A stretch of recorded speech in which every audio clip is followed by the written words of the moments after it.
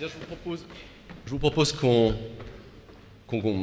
parte tout de suite à Toulouse, à la clinique des Cèdres. Donc je vais appeler les modérateurs de cette session, le professeur Francis Bonnet, qui est chef de service d'anesthésie et réanimation à l'hôpital Thonon, qui a une grosse unité d'ambulatoire, et Monsieur Cachremy, qui est directeur d'un établissement du groupe Capio. On va aller à la clinique des Cèdres. Si on pouvait avoir tout de suite la liaison. À la clinique des Cèdres, on va retrouver le docteur Jean-Félix Verrier. Le docteur Jean-Félix Verrier, il est chirurgien cardio-thoracique, il est directeur médical chez Capio et c'est le concepteur et celui qui a développé l'organisation de la récupération rapide pour le groupe Capio. Jean-Félix, est-ce qu'on a la liaison avec Toulouse? Bonjour Marc, bonjour à tous, merci. Bonjour.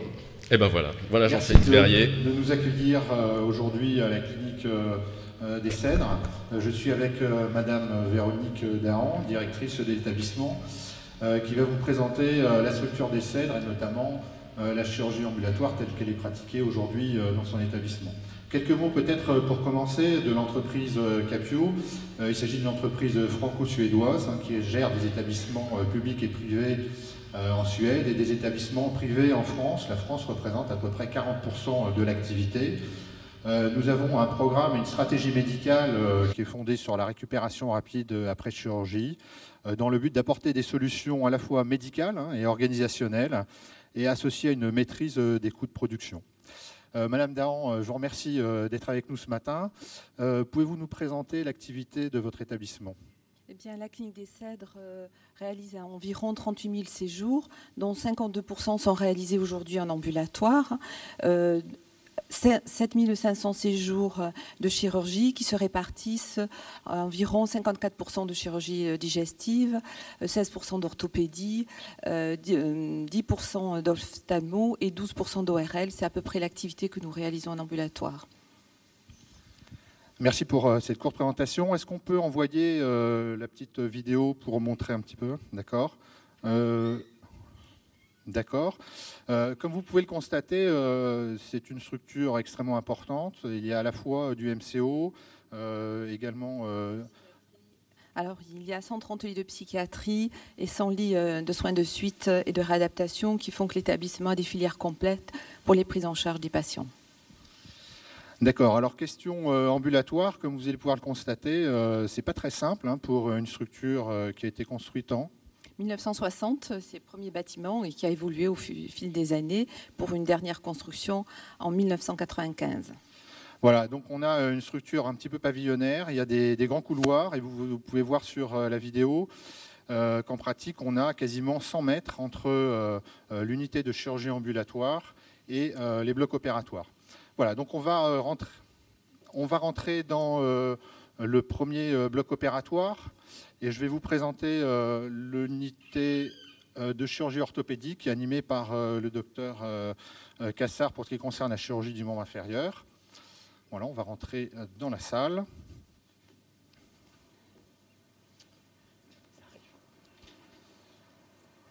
Je vais simplement redonner mon micro pour mettre ma bavette.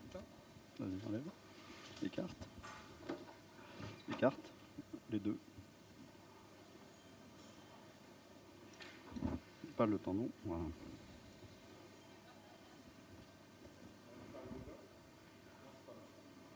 Non, c'est Monsieur Claverie.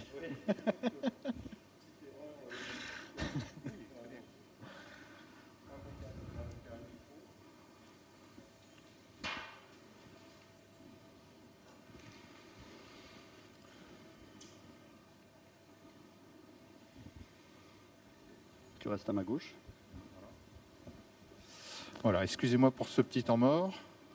Donc bonjour à tous. Xavier, bonjour. Bonjour Jean-Félix, bonjour à tous. Bienvenue à la clinique des Cèdres.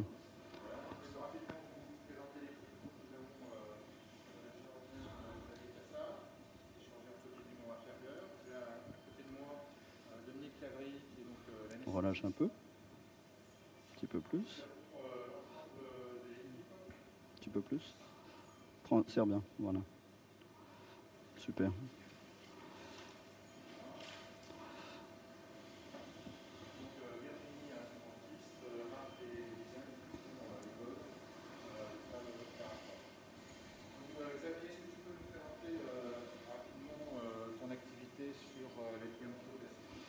Alors,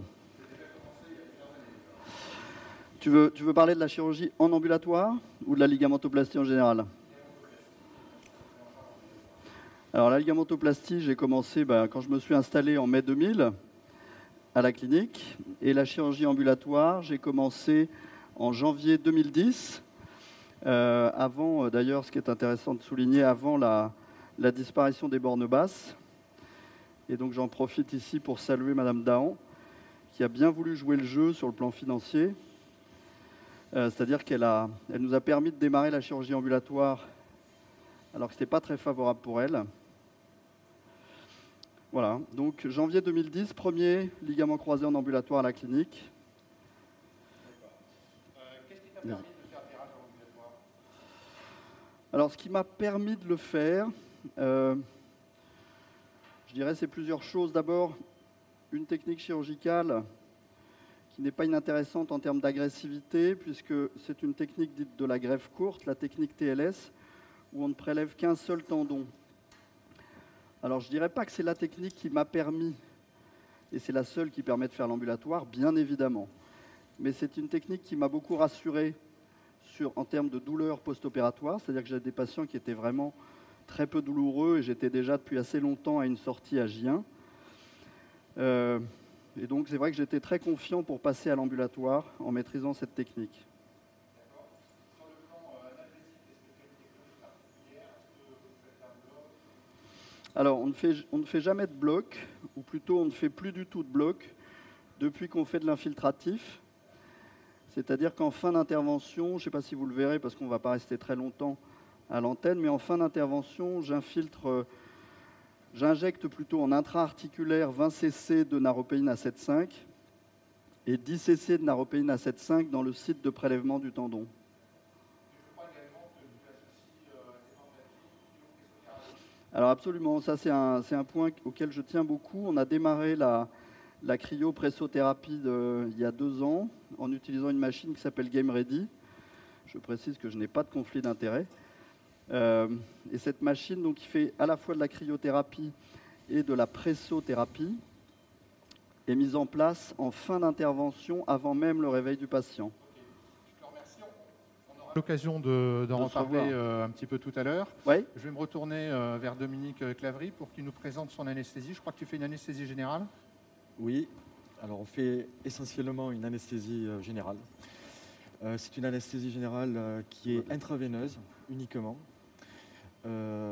avec un hypnotique du propofol administré à la seringue électrique et ensuite un analgésique qui est le rémifentanil ou l'Ultiva, qui est un analgésique lui aussi qui se fait intraveineux, qui est administré de manière continue. L'avantage de ce type d'anesthésie, c'est que c'est une anesthésie qui est profonde, donc le malade dort bien, le malade n'a pas mal pendant l'intervention, il n'y a pas de variation d'analgésie, et surtout ce sont des produits qui s'éliminent très rapidement et qui sont très adaptés pour la chirurgie ambulatoire. Ça me permet de ne faire plus aucun curare, de ne pas faire de protoxyde d'azote, de ne pas faire d'halogéné, en fait de ne rien faire qui puisse faire vomir le patient ou lui procurer des malaises vagaux, par exemple. Pas de sévo, pas de desférant. Jamais d'halogéné, que de l'intraveineux. Propofol, rémifentanil. D'accord. Voilà. Rapidement, l'analgésie multimodale, tu la débutes quand? Alors on l'a fait à l'induction en fait. C'est-à-dire que dès que le malade dort, les analgésiques sont administrés. Donc il y a du paracétamol, il y a du profénide, de l'acupan. Alors de la dexaméthasone, oui, sauf s'il y a des allergies au sulfite, ce qui était le cas de la première patiente que l'on a fait ce matin.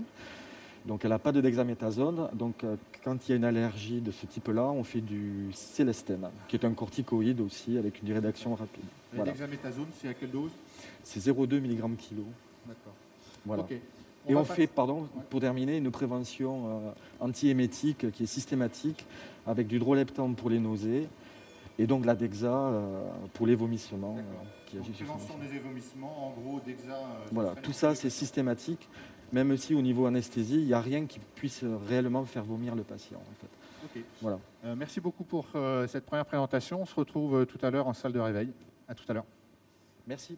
Donc je vais me diriger vers la deuxième salle d'intervention où nous avons une hystérectomie en cours. Voilà.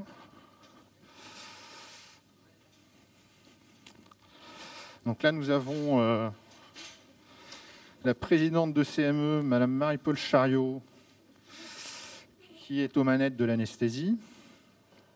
Voilà, bonjour à tous. Bonjour Jean-Félix. Voilà, donc aux manettes, nous avons Frédéric Estingois, donc, qui est chirurgien gynécologue. Comme je viens de vous le dire, Marie-Paul Chariot, présidente CME de la clinique des Cèdres, qui a été et qui est très active dans le développement de la récupération rapide après chirurgie. C'est elle qui a mis en place ce protocole pour la prise en charge des hystérectomies en ambulatoire. Et elle a également mené ce travail avec l'activité de l'obésité, qui est particulièrement importante à la clinique des Cèdres, puisque c'est le centre référent régional qui est animé par le docteur Anduze. On va se poser. Je vais laisser travailler un petit peu Frédéric. Marie-Paul, est-ce que tu peux nous présenter le protocole d'anesthésie, s'il te plaît?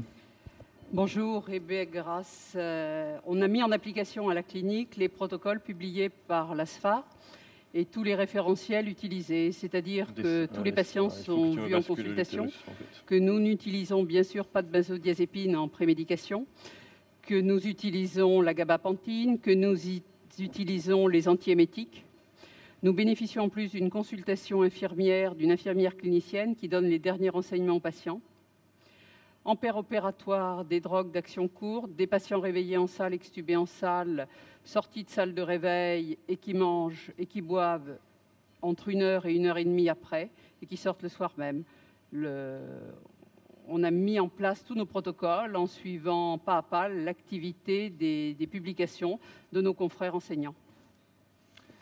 Merci beaucoup Marie-Paul. Frédéric, je te dérange 2 minutes sur ton acte opératoire. Bien sûr. Peux-tu m'expliquer un petit peu le geste que tu fais aujourd'hui? Je crois que c'est une hystérectomie par voie haute. C'est vrai qu'on est plutôt habitué à voir des hystérectomies en ambulatoire par voie vaginale. Comment tu es venu à ce type d'intervention et à proposer en ambulatoire à tes patientes? Alors, pragmatiquement, cette patiente-là, c'est une hystérectomie qui va être conservatrice du col interannexiel sur des fibromes volumineux et compressifs. Alors, ils sont vraiment volumineux, on ne va pas le voir peut-être assez bien à l'écran, mais par voie vaginale, là, on était sur une intervention qui aurait été assez périlleuse, donc on a préféré une voie cœlioscopique, et en pratique, voie cœlioscopique qu'on peut réaliser en ambulatoire aussi facilement que la voie vaginale. Alors, pragmatiquement, nous au départ on faisait beaucoup de kystectomie et d'annexectomie en ambulatoire et on s'est rendu compte que les suites des hystérectomies n'étaient pas plus compliquées, n'étaient pas plus douloureuses, et donc après des étapes et avoir raccourci l'hospitalisation, on est passé à l'ambulatoire assez rapidement. Alors, ce qui est important de souligner quand même, c'est que c'est des patientes qu'on opère en premier dans la matinée, c'est-à-dire qu'elles sont opérées à 8h30. Et donc, elles savent qu'elles sont opérées à 8h30 dès la consultation préopératoire. Et elles peuvent se préparer, notamment aux jeunes, de manière plus sereine. La deuxième chose, c'est qu'on se facilite la vie au maximum. Je pense qu'il faut vraiment utiliser les matériels dont on dispose actuellement pour ne pas se compliquer la vie. Et donc, nous, on utilise un manipulateur utérin qui est branché sur un bras, puisqu'on n'a pas d'interne, et donc on remplace par un bras articulé qui est un bras Martin. Et ensuite, on utilise après des dispositifs de coagulation contrôlés de type ligature, mais j'ai pas de chapelle particulière de ce côté-là. Et aussi un appareil qui est intéressant, c'est le lasso pour la section du col. Et notamment dans ce cas-là, je ne sais pas si vous avez un retour d'écran, mais on a vraiment un utérus qui est très volumineux. Et faire la section cervicale au ciseau, c'est possible bien sûr, mais ça paraîtrait beaucoup plus long et plus compliqué. D'accord. Est-ce que tu as des craintes sur le plan hémorragique? Parce que c'est un peu la question qu'on peut se poser pour une patiente qui va sortir le jour même de cette intervention. Et comment tu gères ce risque? Alors je crois qu'il faut ça nécessite d'être rigoureux, on l'est toujours, mais il faut vraiment y être attentif.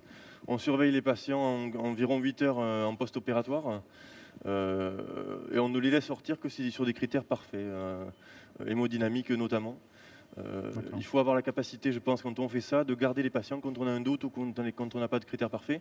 On a cette capacité ici, tout comme on a une capacité de sortie tardive des patients, puisque l'ambulatoire ferme à 20 h ici, ce qui est une facilité de travail malgré tout. D'accord, on en reparlera tout à l'heure. L'analgésie multimodale, c'est un peu cette question pour tous les deux. D'abord pour Marie-Paul, comment tu gères ça? D'abord, Frédéric infiltre tous ses orifices en début d'intervention. En suivant, les patients ont fait comme dans tous les parcours ambulatoires, ont acheté les médicaments, ce qui fait qu'à l'occasion du repas après l'intervention, ils peuvent d'emblée prendre le relais en comprimé sur l'analgésie. Et en suivant, on suit attentivement, mais franchement, on n'utilise quasiment pas de morphinique, pas du tout de morphinique en dehors de l'intervention. Et on n'a pas de douleur, on a des paliers 1 et 2 et on n'a pas de douleur. D'accord. Enfin, pas de retour de douleur. Voilà. Écoutez, ce que je vous propose, c'est de vous rendre la parole, si vous avez des questions au niveau des modérateurs et au niveau de la salle. Moi, je vais rester ici avec Frédéric Estingois et Marie-Paul Chariot, mais les chirurgiens sont équipés, ainsi que les deux anesthésistes, les deux équipes sont équipées de micros et donc d'écouteurs, donc ils entendent parfaitement vos questions. Je vous rends la parole. Merci beaucoup, Dr Verrier. Alors, on va interroger la salle pour savoir s'il y a des questions. Et si vous êtes amené à poser des questions, je vous demanderai de vous présenter pour que vous soyez identifié par nos interlocuteurs de la clinique Cornebarieux. Est-ce qu'il y a des questions dans la salle? Oui, ici au premier rang. Là. Est-ce que vous pouvez passer les micros, s'il vous plaît? En attendant qu'on passe le micro, moi je vais juste vous poser une petite question pour introduire le sujet. J'ai cru comprendre que donc vous placiez en première position votre patient là, qui doit avoir une hystérectomie vidéo assistée. Est-ce que ça veut dire que dans le programme de cette salle, par exemple, il y a une succession de patients qui vont être ambulatoires, puis des patients conventionnels? Alors ça veut dire que toutes les hystérectomies sont faites en première position. Qu'elles soient hospitalisées de façon les suivantes... Non, les hystérectomies que je garde en hospitalisation, je me permets de les faire parfois l'après-midi. Et dans votre liste là, Mais en ambulatoire, on commence toujours par ces patientes-là. Dans votre liste de patients de cette journée, donc le premier patient est ambulatoire, peut-être le second, et après vous passez à une liste conventionnelle?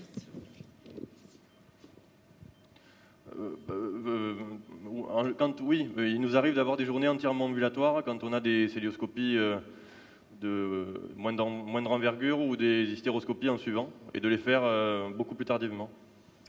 D'accord. Est-ce qu'il y a une question? Si je peux me permettre d'ajouter une petite précision. Oui, allez-y. Merci. L'activité d'ambulatoire pour Frédéric Estingois, c'est à peu près 43% de son activité. Donc il a beaucoup de gestes en ambulatoire. Deuxième petite précision, nous sommes installés aujourd'hui de façon inhabituelle, à savoir qu'il existe 2 unités de chirurgie ambulatoire à la clinique des Cèdres, avec 2 blocs distincts également. Et aujourd'hui, on a tout fait dans le même bloc pour des raisons de vidéotransmission. Donc aujourd'hui, de façon tout à fait exceptionnelle, il n'y a pas de programme qui suit celui qu'on a débuté dans cette salle. Et votre circuit patient, donc vous avez 2 unités d'accueil, ensuite effectivement les patients vont en salle, et il y a des salles de réveil qui sont dédiées ambulatoires ou c'est un mixte de conventionnel et d'ambulatoire? C'est juste pour comprendre comment le circuit d'ambulatoire s'intègre ou s'intrigue ou non d'ailleurs avec le circuit d'hospitalisation conventionnelle. C'est Marie-Paul qui va répondre. Chacun des 2 blocs a sa propre salle de réveil et c'est un mixte en salle de réveil. Je dois dire que lundi dernier, on a opéré un kyste de l'ovaire rompu. On est sorti du bloc à 15 h, la patiente est rentrée chez elle à 21 h. Donc on essaie de ne pas déborder 15 h quand même, mais on a tant le chirurgien que l'anesthésiste sont partenaires pour développer au maximum l'ambulatoire. Bien sûr, avec un suivi des patients, une méthode dont on reparlera de SMS et d'appels téléphoniques, avec une tour de contrôle qui nous permet la surveillance H24, mais je pense que Jean-Félix en reparlera. Oui, tout à fait. C'est un sujet qu'on abordera dans l'après-midi. Merci beaucoup. Donc, est-ce qu'on peut prendre les questions de la salle, s'il vous plaît? Allez-y, monsieur. Axel Maurice Zamburski, assistance publique Marseille. J'ai une question concernant la chirurgie du genou. Vous dites ne plus faire de blocs et faire des injections intra-articulaires d'anesthésiques locaux. Est-ce que vous n'avez pas peur de la toxicité qui a été démontrée in vitro là, sur les chondrocytes de telles injections? Alors, vous m'entendez? Oui, tout à fait. Alors, sur la toxicité, c'est très intéressant ce sujet parce que on parle de toxicité sur les chondrocytes et il y a un article sur la chirurgie de l'épaule où une chondrolyse a été décrite il y a une bonne décennie. Depuis, il n'y a plus rien. Nous, on utilise l'injection intra-articulaire de naropéine depuis 2004 sur la totalité de nos genoux, c'est-à-dire toutes les ligamentoplasties, toutes les arthroscopies de genoux et l'ensemble des chirurgiens. Et on n'a rigoureusement jamais eu le moindre problème de chondrolyse. Donc je crois que ça dépend beaucoup du volume de la cavité articulaire. Ce qui a été publié dans l'épaule est une chose. Ça reste à prouver dans le genou, mais nous, ce que l'on sait, c'est qu'on n'a vraiment aucun problème avec ça. Pour compléter, si tu me le permets, ta réponse, ce que l'on sait, c'est qu'il y a des toxicités différentes des analgésiques locaux. La ropivacaïne est celui qui est le moins toxique. La toxicité, elle concerne tous les tissus, que ce soit les tissus nerveux, les tissus musculaires ou les tissus articulaires. Ce qui est également produit comme expérience clinique, ce sont des chondrolyses qui interviennent uniquement sur de la chirurgie de l'épaule et sur de la perfusion de bupivacaïne sur plus de 48 heures.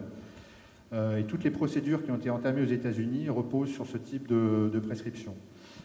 Aujourd'hui, on sait que sur une injection unique, certes, on a de la toxicité, mais elle ne produit pas de lésions définitives sur le cartilage. Mais effectivement, il y a des chondrolyses qui peuvent survenir, mais de façon très superficielle et qui ne mettent pas en péril la surface cartilagineuse. Enfin, moi, en tout cas, c'est une méthode d'analgésie que je recommande fortement.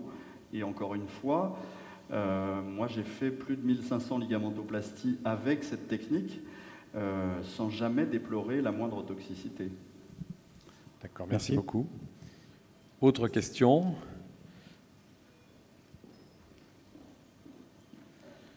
Il faudra passer au premier rang après, s'il vous plaît. Bonjour, Florian Sens, à la chaire rue de Lille. J'avais une question pour le côté gynécologie. Quelle est votre durée moyenne d'intervention chirurgicale pour une hystérectomie totale ou interannexée sous Célio dans votre équipe? Alors, précisément, enfin, en moyenne, je pense qu'on doit être pour une totale sur 1 heure environ, avec des extrêmes, bien sûr, qui sont passés de 30 minutes à beaucoup plus que ça. On n'a pas modifié particulièrement, on n'a pas de modification technique particulière, hein, c'est juste que on a plus de facilité avec ces instruments. Pour compléter, quel est le pourcentage d'hystérectomie que vous faites uniquement par célioscopie ou par vidéo assistée? Alors, je vais peut-être répondre à sa place. C'est 100% des hystérectomies qui sont faites sous célio, on est d'accord? Oui, l'hystérectomie, on le fait sous célioscopie préférentiellement. D'accord. Et pour le taux d'ambulatoire, je vais permettre de répondre à ta place, parce que j'ai étudié les éléments sur le PMSI. Nous sommes à 25% d'ambulatoire sur cette chirurgie. Quels sont les patients qui restent en fait pour toi aujourd'hui, Frédéric? Les patients qui restent? Oui, qui restent en hospitalisation complète. Pragmatiquement, les patients qui ont des troubles de coagulation, des anticoagulants. Les patients qui ont des fragilités au niveau rénal ou autre. D'accord. Écoute, je te remercie de ta réponse. Tout ce qui peut modifier l'action anesthésique ou la coagulation en pratique. Le reste, je pense que les comorbidités de type plus général ou des fragilités ou l'âge avancé, pas forcément une contre-indication, au contraire. D'accord. J'avais une question pour... on vous a entendu dire tout à l'heure, Marc Bossier, que vous aviez des sorties à 21h. Ce qui est très intéressant, je pense que c'est bien sûr quelque chose qu'il faut développer, mais 21h c'est un peu tard. Comment vous faites? C'est-à-dire qui fait les sorties à 21h? Est-ce qu'il y a des spécificités? Est-ce qu'à 21h tout le personnel est encore là? Qu'est-ce qui se passe s'il y a un problème à ce moment-là? Quelle organisation vous avez mis en place pour qu'une sortie à 21h se passe bien? Le service ambulatoire est ouvert jusqu'à 20h de manière standard. Alors le 21h, c'est plus exceptionnel, hein. On fait rester les gens comme tout le monde et c'est pas très souhaitable. Mais jusqu'à 20h, il n'y a aucun souci, tout le monde est là. Les hystérectomies, c'est moi qui les fais sortir et Marie-Paul Chariot qui est mon anesthésiste. Donc en pratique, on ne délègue pas ce genre de choses-là. Alors pour le déléguer, je pense que c'est possible, mais il faut le protocoliser. Nous, on a préféré, comme c'est un début d'expérience, le faire nous-mêmes. Donc ça fait rester un peu plus tard, oui, ça c'est sûr. Et pour le patient, Frédéric, ça pose un problème de rentrer à 21h? Alors, il faut les avertir, hein, c'est toujours pareil. Il faut leur dire qu'ils vont rentrer tard et que s'ils sont accompagnés, leurs accompagnants puissent s'arranger pour les faire rentrer tard et qu'il n'y ait pas de problème particulier. En dehors de ça, ça ne pose pas de soucis particuliers. Donc les gens préfèrent rentrer à la maison et être à 20h30 ou 21h chez eux que rester à la clinique. Et au niveau de l'accueil, justement, vous avez une équipe qui travaille en 12 heures ou vous avez deux équipes qui se succèdent? J'entends des Marc, soignants. Ce que je te propose, c'est de te présenter, je te présenterai la partie ressources humaines en début d'après-midi. D'accord. Marc, je voulais dire que c'était une rupture de kyste de l'ovaire, cette patiente. Donc, il y avait un épanchement péritonéal lié à la rupture. Et c'est quelqu'un qui n'a pas été programmé initialement, mais qui a souhaité rentrer chez elle le soir. Donc, à sa demande, nous, on était présents encore dans la clinique, bien sûr, à 21h, pour pouvoir l'accompagner à la sortie. Et en plus, derrière, il y avait la continuité des soins avec des numéros de téléphone joignables. Ça a été le choix de la patiente. On lui a proposé les deux. Et je constate que beaucoup de femmes souhaitent rentrer chez elles. Oui, justement, bonjour à l'équipe toulousaine. Une question concernant l'information donnée aux patients. Je souhaiterais savoir en fait quelle est la réaction du patient, de la patiente surtout, lorsque vous lui proposez une chirurgie ambulatoire pour ce type d'intervention. Et quelle place vous laissez et vous donnez à l'information du patient? Je vais débuter la réponse.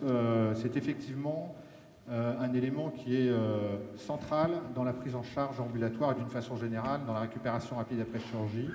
On consacre beaucoup de moyens à cette information. On vous le développera dans le courant de la journée. Nous avons des infirmières de consultation préopératoire.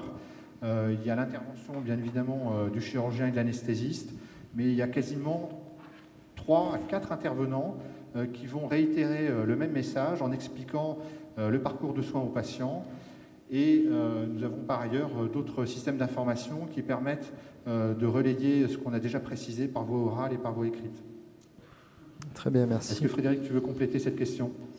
Oui, juste préciser, au début, on peut faire ça sans ce système, mais c'est vrai que c'est chronophage en termes de consultation, parce qu'il faut expliquer beaucoup plus de choses que, en tout cas, moi, j'avais l'habitude d'expliquer avant, et notamment sur tout ce qui est timing, programmation, pour essayer qu'elles aient le moins de surprises possible. Et ça prend beaucoup de temps. Alors, le fait d'avoir une structure après infirmière qui revient sur ça, ça permet d'aller un peu plus vite, pas beaucoup plus, mais un peu. Au début, c'est sûr que les concessions, elles durent longtemps. Une dernière question. Christian de Vaux-Paris. 4 questions pour l'équipe d'orthopédie. Première question, est-ce que vous faites une consultation mixte chirurgien-anesthésiste préopératoire? Alors, première réponse, non. On fait une visite. Alors, je réponds aussi à la question comment est-ce qu'on informe sur l'ambulatoire. En fait, je propose systématiquement aux patients la chirurgie ambulatoire. Donc là, moi, je suis à 98% d'ambulatoire pour les patients de la région. Et c'est l'anesthésiste qui, secondairement, va dire s'il y a une contre-indication à cette chirurgie ambulatoire, qui reste très rare, bien évidemment, pour la patientèle ligament croisé. Vous pouvez préciser Ça répond à votre question. Vous pouvez préciser ce que vous appelez une consultation mixte? C'est-à-dire que lorsqu'il y a un ligament croisé qui demande un ambulatoire au chirurgien, automatiquement, on consulte en parallèle pour d'autres indications, mais à ce moment-là, on consulte en commun pour le ligament croisé. Non, il n'y a pas cette mise en place. D'abord, ce n'est pas le patient qui demande une chirurgie ambulatoire. La prise en charge ambulatoire, on la propose de manière systématique à nos patients. Donc ce n'est pas eux qui demandent est-ce que je dois être hospitalisé, c'est nous qui leur disons c'est comme ça que ça se passe ici. Et je crois que c'est très important de ne pas donner le choix aux patients finalement. D'accord. Deuxième question, est-ce que vous pratiquez des anesthésies loco-régionales pures pour la chirurgie ambulatoire du ligament croisé? Alors jamais. L'anesthésie, ça c'est peut-être Dominique Lavry qui va en parler, mais là où je tiens beaucoup à dans la ligamentoplastie à l'absence d'anesthésie loco-régionale, c'est que ça permet de mobiliser nos patients, comme on va le voir tout à l'heure. 3-4 heures après, le patient peut se lever, peut aller aux toilettes et peut rentrer chez lui dans des délais courts en marchant.